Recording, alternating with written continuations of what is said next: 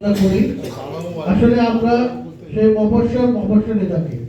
আর আপনারা যারা ঢাকায় সাংবাদিকতা করেন মনে হয় যেন আমাদের সাথে আপনাদের সাথে একটা বিভাজন, আপনারা কুড়ি আমরা বোঝা এরকম।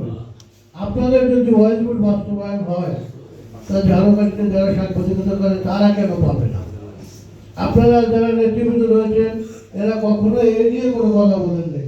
ওয়াইজ বোর্ড বাস্তবায়নের একাধিক সদস্য ঝাড়খণ্ডের চেষ্টা বেড়েছে, তাদের কাছে বলেছি, একবার না বারবার এসেছে, তাদের কাছে বলেছি, কিন্তু আসলে আমরা অবশ্যই যারা সাংবাদিকতা করি তাদের জন্য কোনো ব্যবস্থা রাখা হয় না। কিন্তু আজকের নেতৃবৃন্দদেরকে পেয়েছি, আগের নেতৃবৃন্দ যারা ছিলেন তার আগে নেই, এরা এই সাংবাদিক কল্যাণের এই ওয়াইজ বোর্ড বাস্তবায়নের ক্ষেত্রে মফস্বল সাংবাদিকতা যারা করে তাদেরকে বিবেচনা করবেন।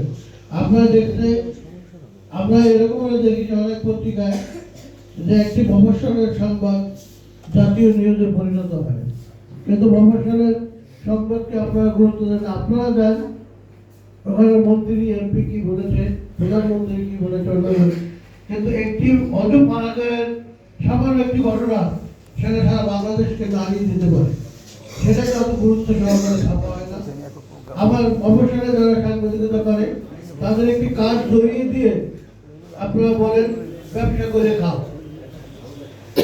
আমার কত দেবা, বা যদি কোনো একটা নিউজ পাঠাইলে ওনার কাছে অনুরোধ করলে আমার বিকাশে এই নাম্বারটা বিকাশে 200 টাকা দিয়ে দেবো। এরকমের অনেক সাংবাদিক রয়েছে, অনেক সাংবাদিক মফস্বলে যারা থাকতেন তাদেরকে আমরা চিনি, নাম বলে আপনারা কি করবেন। খুব ভালো ভালো সাংবাদিক, তাদের নামের আগে অনেক বিশেষণ আছে।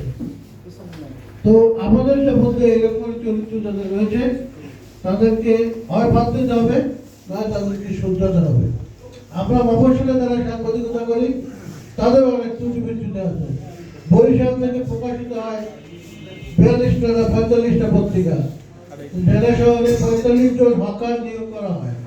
সেই হকারের হাতে একটি কাজ ধরিয়ে দেয়, নিয়োগ তো দেয় না, বলে যে আমার এখানে 10টা পত্রিকা ঝাড়খণ্ডে চালাবা। 10টা পত্রিকা চালাইলে সে তাকে পয়সা দেবে না।